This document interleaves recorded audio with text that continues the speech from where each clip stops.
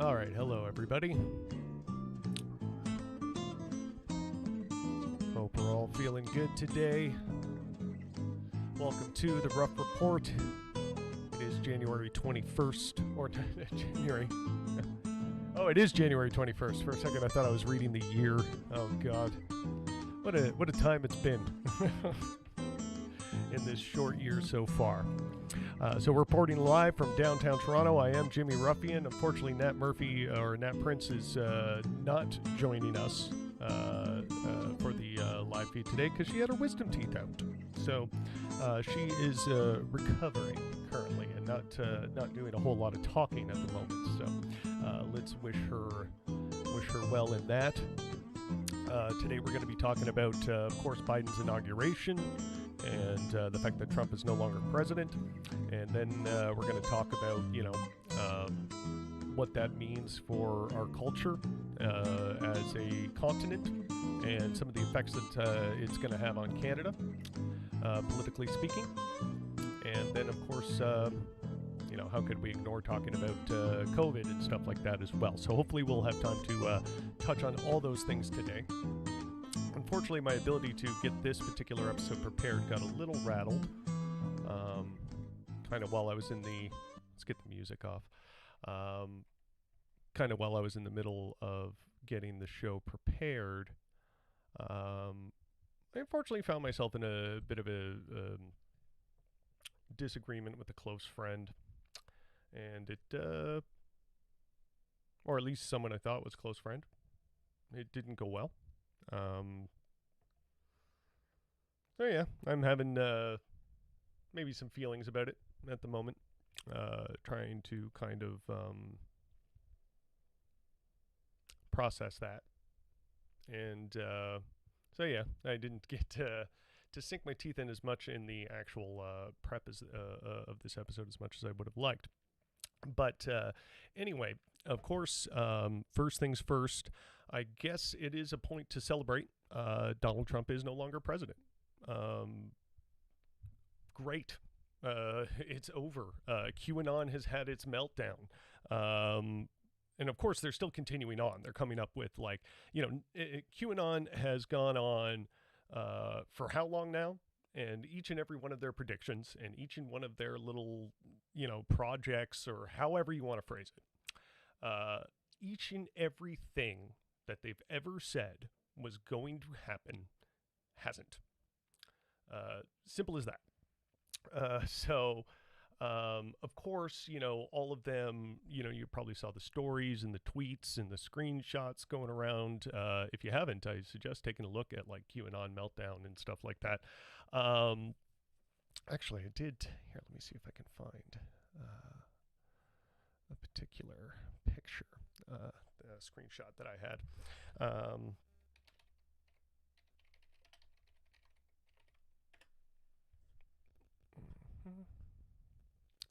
Posts from me. I made a post about this earlier. Let's see if I can find it for you.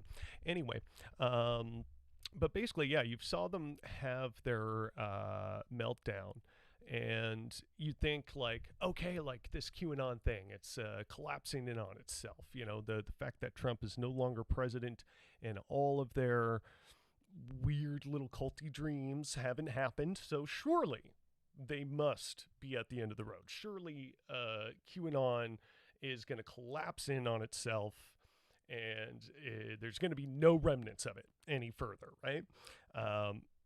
Yeah, you'd think that. You definitely think that. But unfortunately, not so much the case. So here's an example of... open a new tab. No. Yeah. There we go. Here's an example of what I'm talking about. Let's see if I can make that bigger for you. There we go. Well, I'm officially the laughingstock of my family now. Awesome. This is an embarrassment. How come? Here come all excuses now. I will start kicking people for their attitudes. We are patriots. You stand here and hold the line with us, or you can leave. Your choice. Like, Q said noon, that everything was going to go down. And of course, it didn't. Nothing happened. And like, one person saying here, oh my God, none of this was real, that sort of thing. Actually, possibly looks like he has a vulgar picture in his profile thing there. Hope I don't get in trouble. I'm going to assume that just isn't a real picture. Anyway, oh my God, none of this was real. And, like people freaking out. And, it's fine to take pleasure in that. I mean, QAnon is a bit bonkers. So to take some level of pleasure in seeing, them collapse and with the level of damage that they've kind of caused to the culture and the free flow of proper information and what proper information is, and like the problems that just come with media literacy on the greater scale, and all these negative things that QAnon has contributed to. It's fine to take a bit of Schadenfreude and seeing that come to an end, right? But the problem is it's just not coming to an end. And I don't know why. Like, I even got a little hopeful, and I don't know why we did. Because, if all of their predictions have been wrong so far, why would this one be any different? They've been wrong before, hasn't slowed them down. Why would it be any different now? So, of course, they're just going to continue on being their crazy cultist selves. There's no reason to think otherwise. And just like in the same vein, Trump being gone, the shadow cast still lingers. The shadow of Trump is still heavy over the United States. And I shouldn't even say it's the shadow of Trump. It's the shadow of what made Trump. It's the shadow of why Trump was elected and why Trump was ever, as popular as he was in the public eye. And so all of that still exists. That hasn't gone away. That's not going to stop. And it sounds extremely unfortunate to kind of parse it like that. But let me tell you, when I was there when watching the inauguration live of Obama and watching his speech and watching, how he said to a lot of the, Republican voters, I hear you. I understand that you didn't vote for me. I understand we have differences, but I'm your president too, and I'm here to listen to you. He did a lot of kind of like reaching across the aisle and calling for that sense of unity, and the amount of hope and purity it attempted to inspire and did inspire in a lot of people.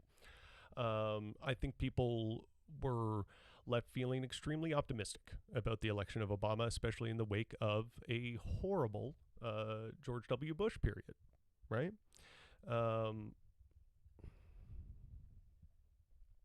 That's just, sort of a natural feeling, that sense of relief, that collective sigh of relief, like, oh my God, Obama's won. Finally, we're going to get real about progress. And especially considering Obama's campaign, and I think I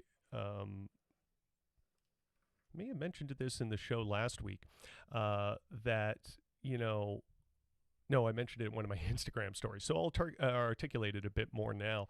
But basically, like when I was watching that inauguration speech from Obama years back, and then I was also revisiting recently some debates between Obama and McCain, and how much Obama was kind of talking a lot of like really progressive stuff, like closing the wage gap, and talking about how there was this, outrageous divide in wages and, class disparity and things like that.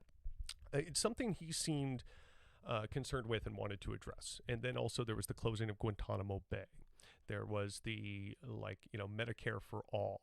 And yes, he had an extremely hard time with a kind of vicious Republican-controlled House and Senate. and he had a lot of obstacles blocking him from that path. But and then like the media's treatment of him in terms of when he started talking about closing the wage gap. Um, is Obama starting class war? Is Obama coming out as a full-on socialist? All these things, and I think. For whatever reason going on behind the scenes of the people that influence the Democratic Party and right-wing media alike um, seem to be quite successful at getting that kind of talk to stop. And maybe it was all just talk, and maybe he just kind of said this stuff to sound ultra progressive or whatever. It's all kind of like reflection and speculation in that respect at this point. But given all of that, I remember the hope that was inspired. I remember the great sighs of relief. I remember everybody feeling like everything was a little more positive now. And, that was 12 years ago.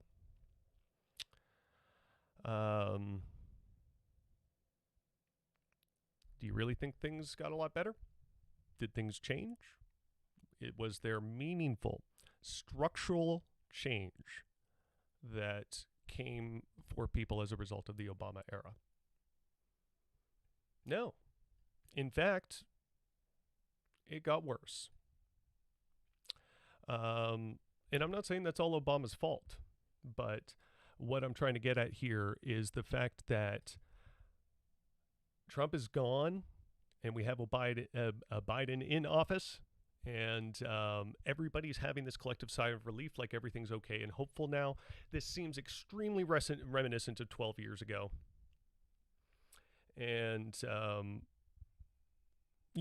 maybe I'm being a little jaded, maybe I'm being a little cynical, but us just having a collective sigh of relief and sitting back didn't get us anywhere.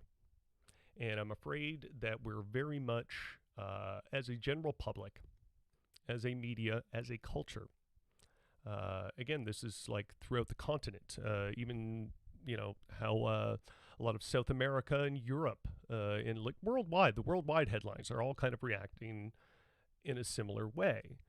Things are back to normal. And I don't know what normal is anymore in terms of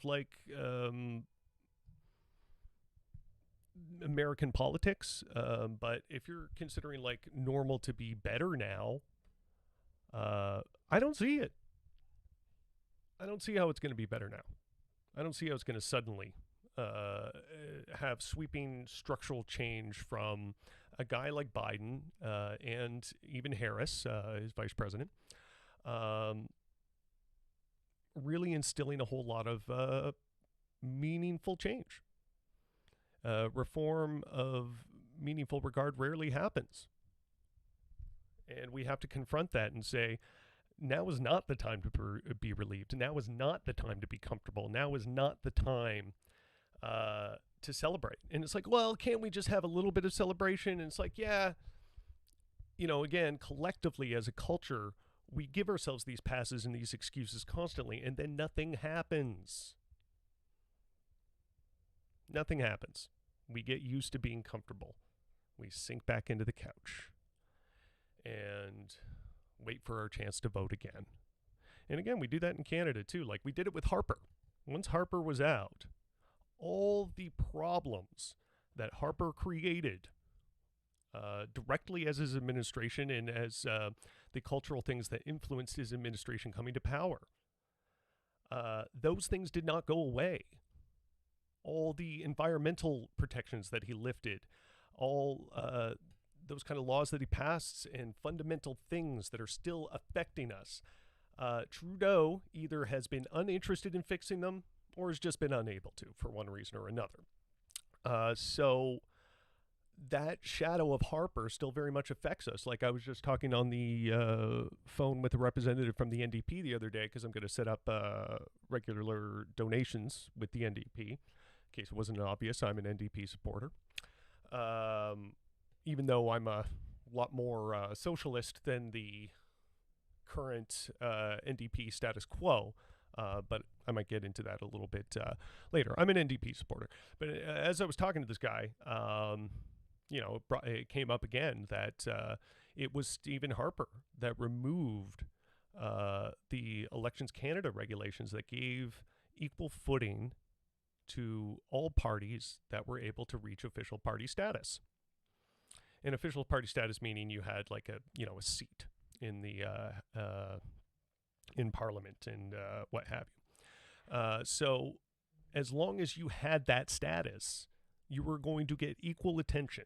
Like NDP was going to get the same amount of funding as the Conservatives federally, and that was a healthy thing for our democracy. Stephen Harper got rid of it, and it's a thing that still affects us to this day. For some reason, in all the years of Trudeau power, and one of the main things that he ran on in the first place when he was campaigning against Harper was election reform and improving our democracy. As soon as he got in power, none of that happened. And that's definitely a big smudge on the Trudeau record, amongst many other things. And so those problems still follow us, and all the problems that Trump created are still going to follow us. Now is not the time to celebrate or be comfortable, because we're not comfortable. There's nothing to celebrate. Yes, Trump's gone. That is a bit of an improvement, but it's so far kind of a symbolic cultural improvement in a very minor way. How long that improvement is going to ostensibly stick around, I don't know. I don't think it's going to be very long. I think we're going to have a lot of problems to face over the next few years, and a lot of obstacles that are going to be created by the Biden-Harris administration that are anti-progressive. You're going to see the squad in Congress, the progressive caucus in Congress, having a really hard time with this administration. That's what I predict. Meaningful structural change is not going to happen quickly. For instance, abolish ICE. ICE should be abolished. Everything that is happening in way of, American immigration along the border there, it's abysmal. It's a horrifying situation. But all Harris and Biden have kind of brought to the table on it so far is a plan to kind of just help regulate what's going on. So there's going to be no major meaningful structural change. Kids are still going to be in cages, but, maybe the health conditions of those cages will be a little bit better. Again, great. I'd rather have that than the continuing brutality of Trump. But to say that this is going to be, again, a meaningful structural change, that we're not going to get that without some serious fights. Now is not the time to be comfortable. And the same is going to happen in Canada. Things are going to get tough in Canada. What does Biden's decisions going to affect us? Well, there's one major decision, but I'll get to that in a minute. Sorry, I'm bouncing a little all over the place here. Got a little ahead and started transitioning into our Canadian problems about this. But there's one other thing I wanted to address first in terms of the shadow of Trump and everything Trump represents. I was trying to find a video on this, and I couldn't, but I just have kind of like an article and a transcript on my phone.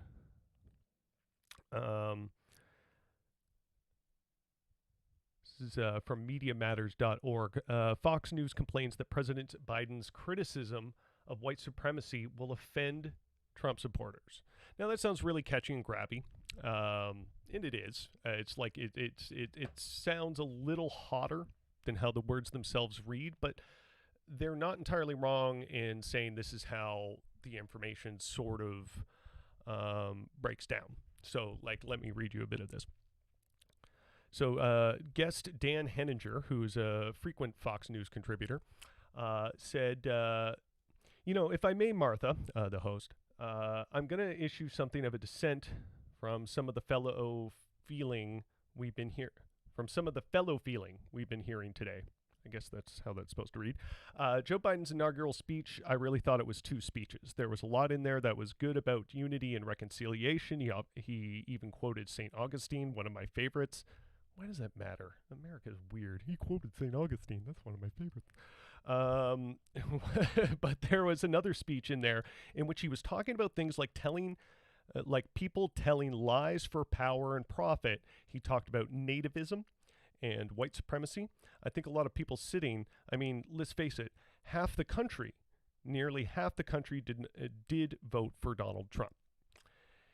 It was at that point President Biden talking about Donald J. Trump, or is he talking about the people who voted for Trump? Because I think a lot of them would be entitled to sit out there and say, well, I'm not that person.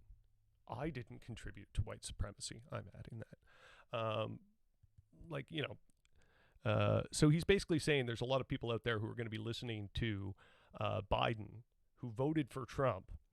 And because Biden is talking about the problems that were incited by Trump or inflamed by Trump, like white supremacy, talking about that and addressing that is going to potentially alienate those people.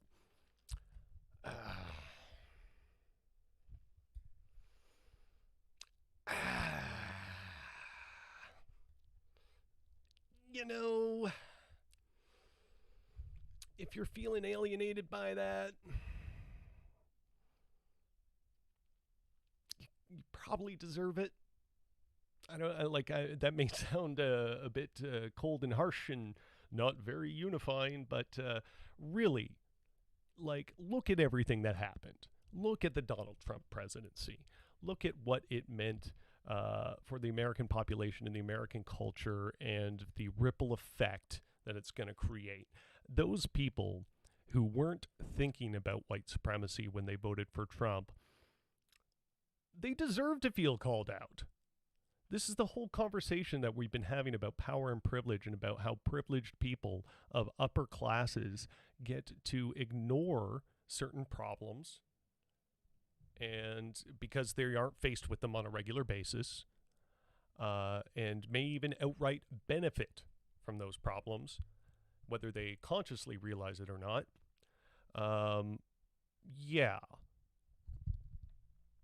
Those people don't get to feel comfortable right now. I don't give a flying shit that Biden might have not had the most unifying language towards them. Again, this whole idea of Republicans and the people that support them, after everything that's gone down and how vicious and ugly it's been for the political climate, to suddenly turn around now and want unity is ridiculous. They get nothing. It's so absurd.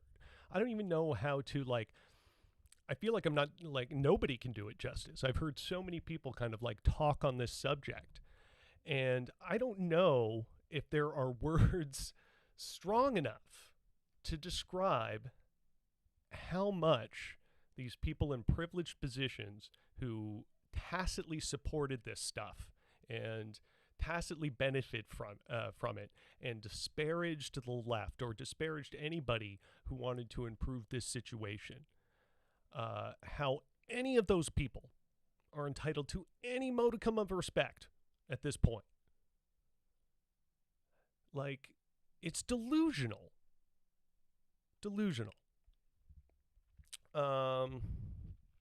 So yeah, for people, it shouldn't be surprising. It's Fox News. But for people to, be upset at the idea that Biden would bring up, wanting to heal from white supremacy. And let's face it, in Biden's past, he was a contributor to white supremacy and probably will continue to be. But nonetheless, if him talking about that and even just symbolically addressing it is going to alienate those people, fuck them, I guess. Fuck them. You wanted tough. You wanted, pull yourself up by the bootstraps, grit. Well, the left's got it.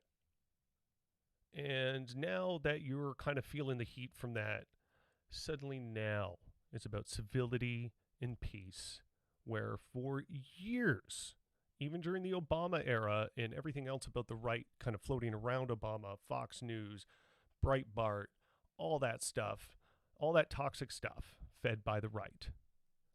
It's just ridiculous for them to call for unity now. It's like a serial killer or a terrorist going on a major killing spree, and then once he's caught and arrested and sentenced to death, he suddenly goes, well, maybe now's the time to be civil. Maybe now's the time, I realized, sorry, my camera's going out of focus here. Let's see if I can kick it back in. Yeah.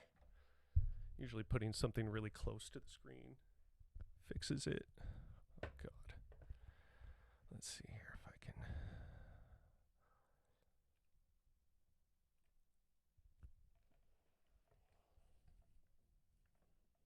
There we go. Ha ha ha. Yeah. So for those people to call for civility now is so patently ridiculous. Yeah, like you're there as a terrorist or serial killer, finally facing up to your crimes. Maybe you're getting sentenced to death. Maybe you're getting sentenced to life in prison, whatever the case may be.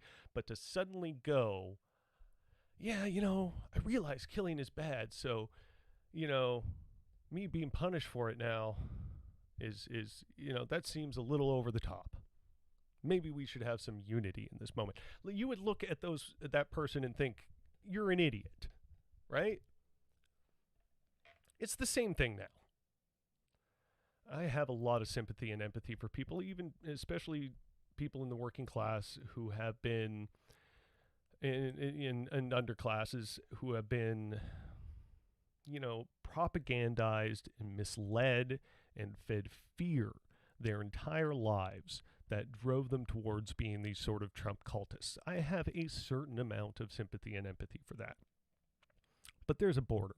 There's a line where what they do and continue to do is so negative to the betterment of society in a way that we know that is like pretty much essentially scientific, that, A plus B equals C.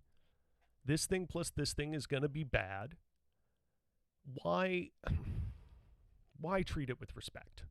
Why do we pretend that this deserves equal footing? We need to get more unapologetic about this. It's the whole paradox of intolerance.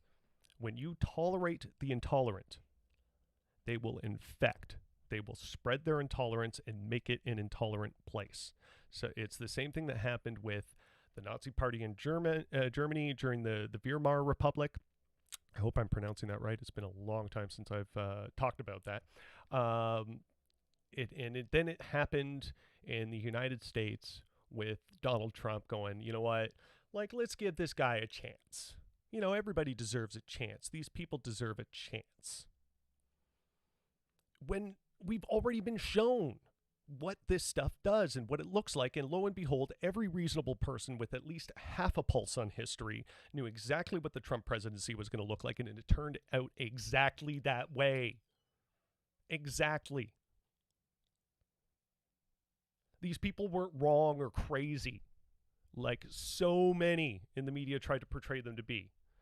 Oh, they just think Donald Trump's going to be the most evil president there ever was. Lo and behold, pretty much was.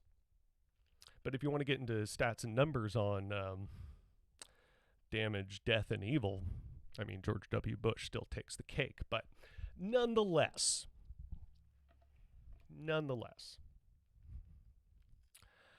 So yeah, anyway, let's go on to Canada's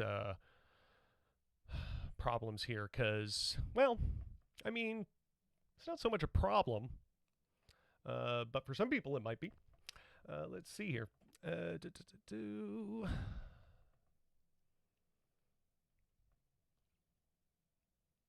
Oh, sir, I am not a raging liberal. I am a socialist. I am far to the left of liberals. I am far more liberal than liberal, sir. So the Keystone XL canceling will stifle Canada's oil for years, say experts. Um, cool. I'm down with the oil economy being.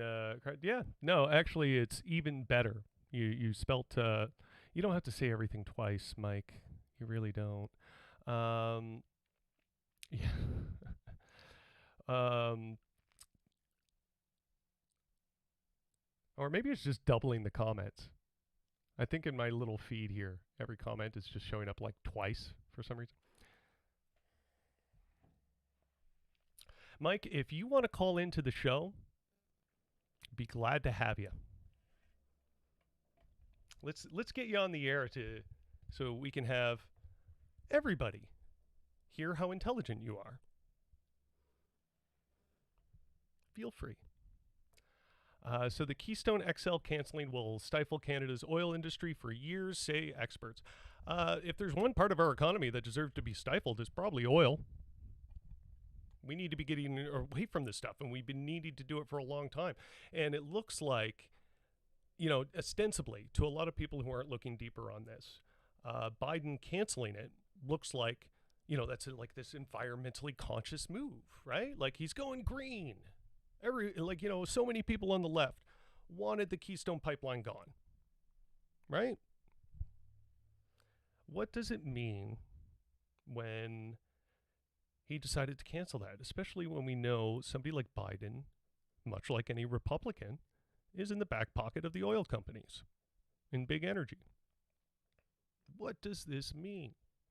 Well, if you remember during the Obama era, there was a lot of shale and fracking going on. Extremely environmentally damaging stuff. And it's also the most expensive and inefficient way to extract oil. And, but America has had this policy for a while where they don't, to as great an extent as possible, do not like making deals to get foreign oil. There's a certain faction of the American politic that wants to keep that close to the chest as much as possible. And the follow to that is, they're going to just lean on fracking. They're going to up fracking. They're not going to lose jobs or take a hit in the economy over canceling this Keystone Pipeline thing. Are you kidding? No. They are absolutely going to continue oil operations, but it's going to be the most expensive and environmentally damaging kind because it's good for employment numbers. And again, it alleviates dependency on foreign sources of oil.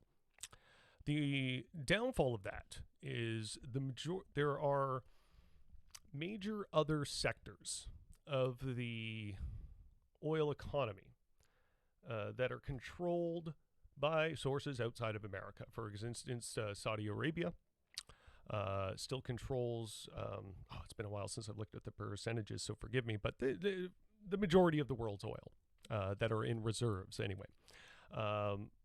They, at a whim, could cause extensive damage to the American economy simply by releasing extra barrels of oil onto the market and lowering the price of oil. They have the power to do that, and they have the power and wealth to take the hit on it in order to, if they're politically motivated to do so. And they did that during the Obama era. They would dump extra barrels of oil out onto the market. And when you do that, well, basic economics, greater surplus for the existing demand means that the product is essentially worth less. So the price of oil drops. And then that makes shale and fracking operations not profitable because, again, they're so expensive and inefficient. So they have oil that's already been done, refined in barrels, and they just put it out onto the sales market because they just have it sitting in storage. And then, all those shale operations become instantly worthless. And then people lose jobs, and you have these major fluctuations. So it's not so much on Biden's part an extremely positive move to cancel the Keystone Pipeline. Like it's positive in certain ways, but really they're just moving the problem in a different direction. So it's ridiculous. Yeah. Like I'm just so I'm sure Mike laughed after I challenged him to call into the show, but it's just so funny to me. Like, dude, do you know where you are? Do you know what video you clicked on? Do you know where you are? You're in the jungle, baby.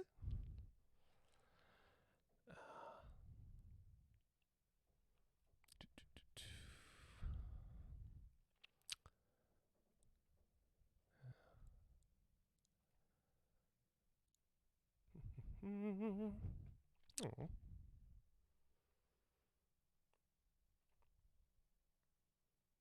Sorry, my computer's being a little slow right now. Yeah. Okay. Oops. Helps when you click on the right thing. There we go. All right, that's what I wanted. Okay. Okay.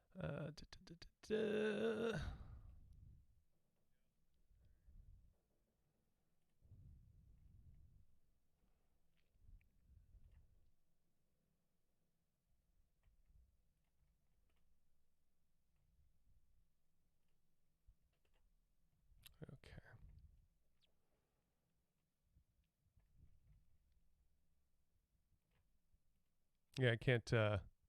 I can't even click on his name now. The dude just like blocked. All right, that was funny.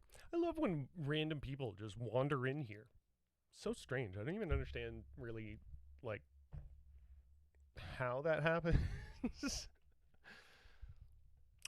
But yeah, he definitely left. He blocked. I can't click on his name or anything. Time do we got now? We're up to the 40-minute mark.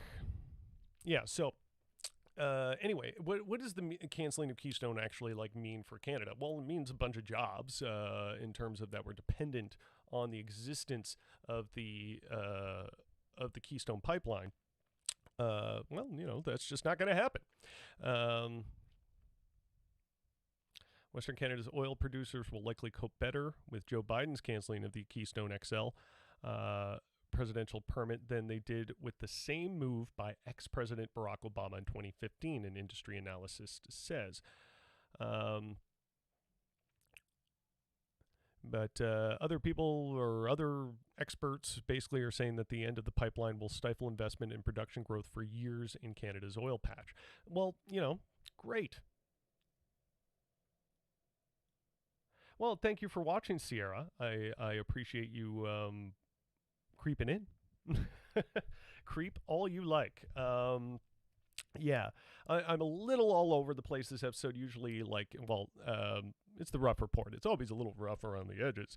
I try not to make this overly formal because I like the interactiveness of what can happen here and sort of just being on the fly live and that sort of thing. But usually I'd have a couple more kind of like key points lined up in my brain. I guess I've been okay this episode. I don't know. Maybe I'm being hard on myself. Like I said, right before the show, I ended up in a bit of an emotionally weird place. It's kind of a very odd disagreement with a friend. So I think that did, like, quite honestly, emotionally throw me off a little bit. So bear with me on that. I apologize. The difference now between now and 5 years ago is that producers have had two promising alternative pipelines, the Line 3 replacement and the Trans Mountain expansion, together providing nearly 1 million barrels a day of export capacity. So, yeah, there was a little bit more variety to choose from now, and there's other sources of oil that you can depend on. So, again, it's one of those things where, on the surface, when you read the headlines, it looks really good. The canceling the Keystone Pipeline, of course, this is good, but then, yeah. Increased operations in shale. There's still other options for Canada to turn to. I mean, we're nowhere near the end of the line from being completely economically dependent on the existence and ongoing sale and burning of fossil fuels. Um, we need to be way more ahead of the game. Obviously, it's insulting and disgusting that, still all these years later, all these years we've been aware of it, all these years we've been talking about it, nothing has changed. Why? Because the profit incentive is still there. And as long as we have a culture and social conditions that when we come into conflicts of humanity versus the economy and humanity loses, the more right wing and fascistic we become, the more dependent on powerful forces that are indifferent to us we become. And I'm not trying to sound like doom and gloom here, but it's not going to get any better unless we do something about it. So what does that mean? Well, at least as far as movements and what concerns us here in Canada, we have to be, first of all, we have to unite around more left-wing parties. I have a couple of friends, of course, fellow commies and socialists that want to boost the Communist Party and do work with them and help fundraise for them, which is all well and good. I support that. To be honest, as long as it's not the Liberals and the Conservatives. I think especially the Conservatives, if we can completely remove, to a great a degree as possible, the strong right-wing influence that exists in our politics and the whole culture of money in politics, as I was talking about before, is brought on by Stephen Harper and the whole funding thing. As long as we continue this culture of valuing money over human interest, or even conflating the two, we are going to continue to run into these problems. So we need to start supporting methods and parties that are going to get us away from that. So if you feel the Canadian Communist Party is the way to do that and the avenue that you want to support, awesome. Me personally, I'm going for the NDP for a couple of reasons. I think it's strategic. I think the NDP is the most left-wing progressive party that we have that has an actually good chance at taking power. And that can possibly create meaningful structural change that lasts.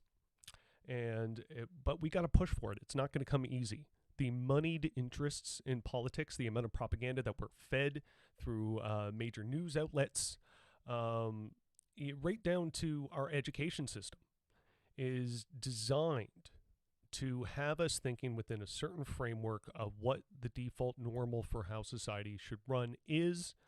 And when we make that default normal look like this,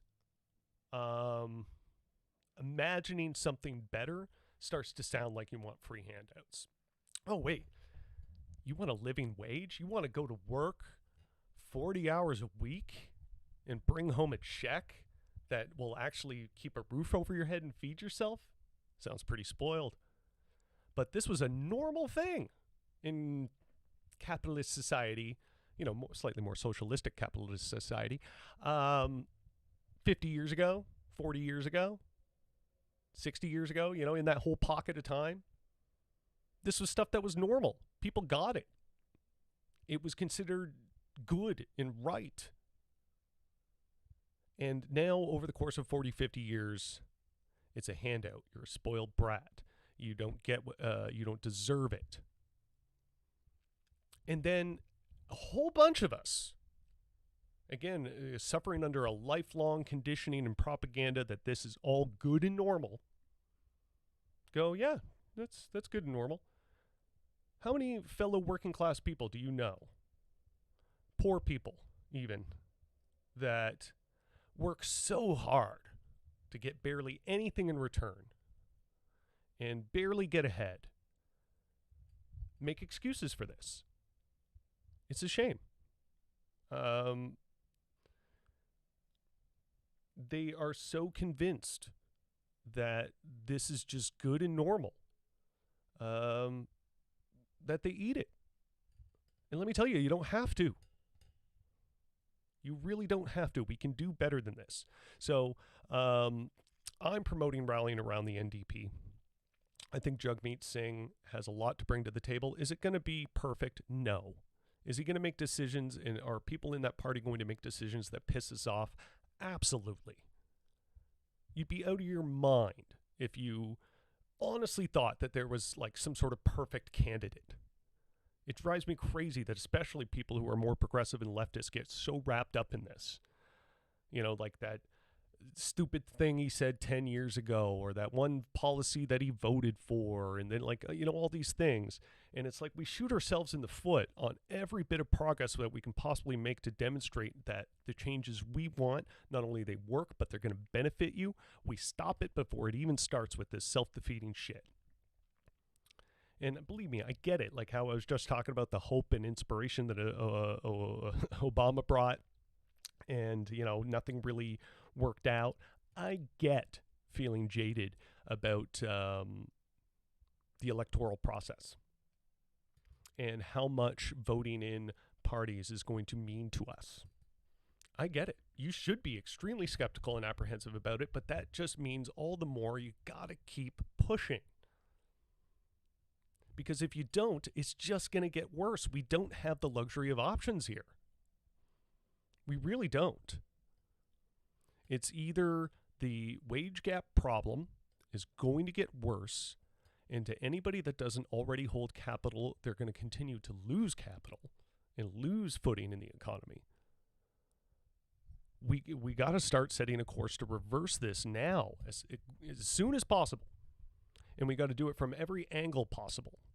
So whether that be like, you're supporting NDP, or you're supporting the communists, or whatever the case may be, we got to reframe our culture and rally around a few basic common things that we all need. And once that is accomplished, and we can say, look how well this works, look how badly we needed this, we can start to build on that. But again, it comes with, first and foremost, the removal of all remnants of anything right-wing that exists within our culture. I'm not saying I have all the answers on the ability to accomplish that, but I think if we collectively, as much as possible, unite on a few set of issues, we can really make this happen. And I think that few set of issues is going to be wages, closing the wage gap, and taxing the rich. First and foremost, we're going back to Occupy, people. This was 9 years ago that Occupy just got completely stomped and brutalized by the fascistic activities of America's neoliberalism. And again, yes, even under Obama, that all happened. And then, of course, the G20 summit that happened around that time here in Toronto, where even here in the great liberal bastion of Canada, police officers just completely brutalized and stomped over peaceful protesters. And we have to be prepared for the fact that that can happen to us as well. We can get out there and we can protest and we can be brutalized. It is absolutely a possibility. And I think we should face that and let it strengthen our resolve that it's going to get worse before it gets better.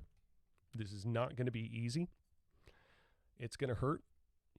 And it's going to be worth it. We need to be honest with ourselves about that and what this is going to take. Because for decades, the future that our parents spent building for us, or at least a lot of our parents spent building for us, has been taken away. The promises made have not been promises kept. And capitalism is collapsing on itself and failing us, and is continuously given life support mechanisms to allow it to continue under extremely strained circumstances. And the more it gets strained, the more it's going to get strained for the working person. You can put so many controls on things, but as long as you have a structure where the working class is not empowered, it's always the peasants that are going to feel the pinch. The rich people are always going to squeeze the poor as long as they are able to.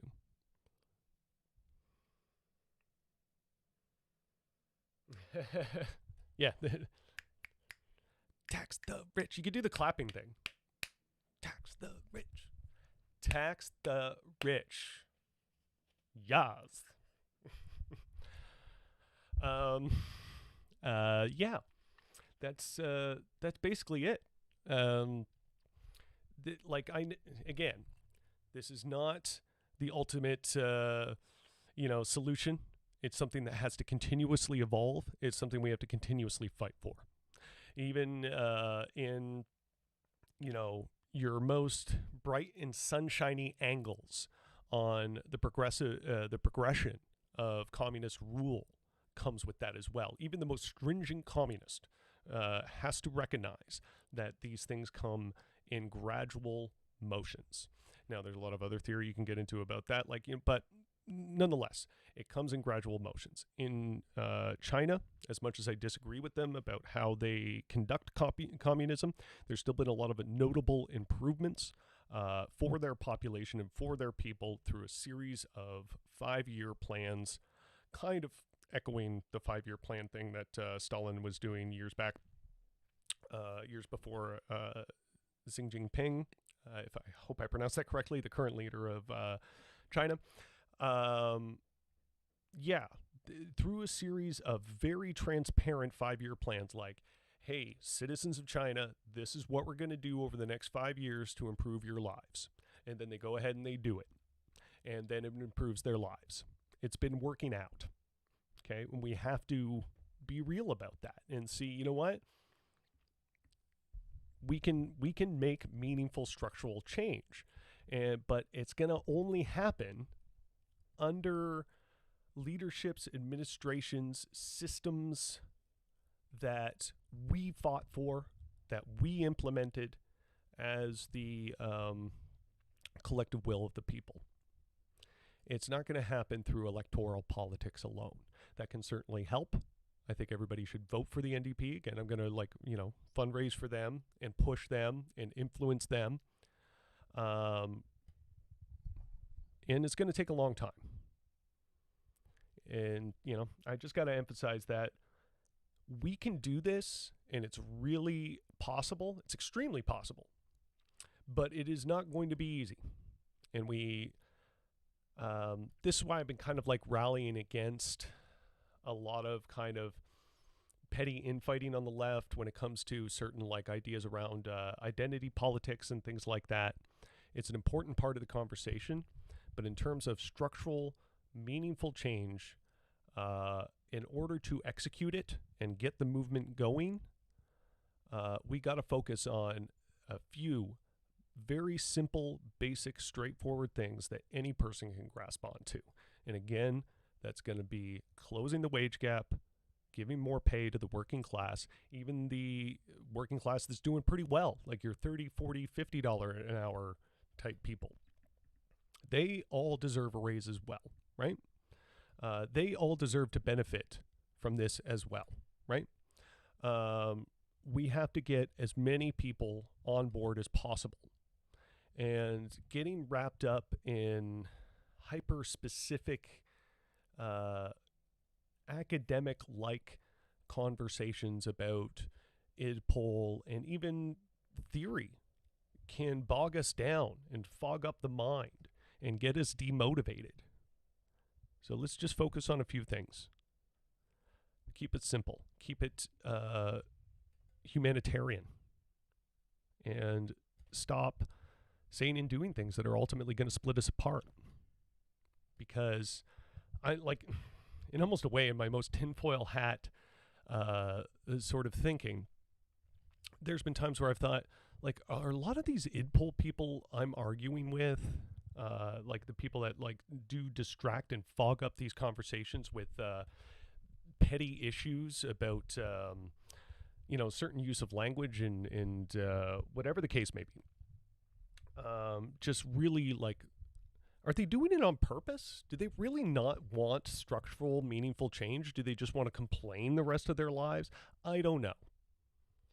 But all I can say is, from 12 years ago, we are nowhere closer to our goals as a leftist movement. We're nowhere closer now. If anything, like, because of the Trump era, because of how strong the reactionary conservatism that's been thrown back at us after even a little bit of progress, after that huge backlash, we are further back than we ever were before. So getting wrapped up in conversations that aren't specifically addressing the class issues that unite all of us, we're doing ourselves no favors. And, and I'm not saying don't talk about IDPOL, don't talk about, people of color or indigenous people. It is an extremely important part of the conversation. We absolutely need to have it. But to use that language as throwing some sort of stick in the spokes of the conversation on progress, we got to stop doing it. And I've seen it happen way too much over the past 12 years.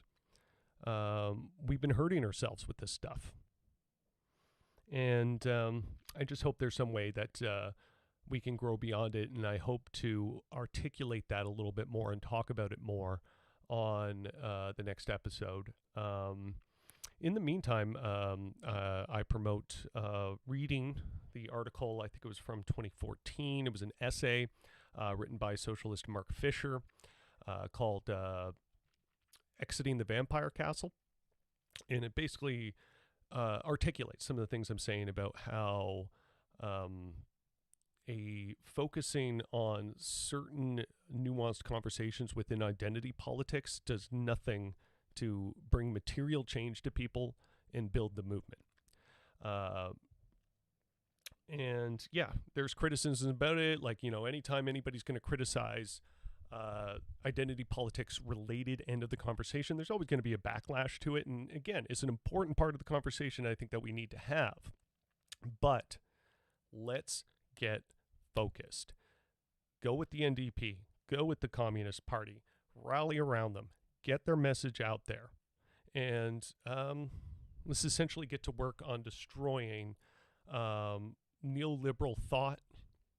Neoliberal as in, things are, socially nice. We might allow, like gay people and stuff to get married or whatever, but we're going to have a continued enforced subjugation of the working class and a further dependency on open markets. That's essentially what neoliberalism is. So we have to stop that in its tracks. We have to, and because essentially it's just right-wing economics with a slightly fluffier social side. And we have to fight that. We have to fight the conservatives. So let's get doing it. Sorry, I'm running out of breath and energy here. Ironically enough, I think I need another cigarette. It's been a day. And so I hope what I said makes sense. Like I said, for the next episode, I'm going to intend to articulate that a lot further and be a little more, speech ready on that sort of thing. But in the meantime, I want to thank everybody for joining us on the program today. You're wonderful. I love you. Yeah. If you have any questions, thoughts, concerns, anything like that, be sure to send a DM to the Rough Go page on Facebook, or leave a comment if you're watching this on YouTube. We'd love to hear from you. I want to, contact you, hear what you have to say, what your concerns are, and I would love nothing more than to use this platform as a place to educate and advance ideas that will ultimately help all of us and make a better tomorrow. Sounds pretty like a lofty goal, but you know what? Let's give it a shot. This has been the Ruff Report. Thank you so much. I'm Jimmy Ruff.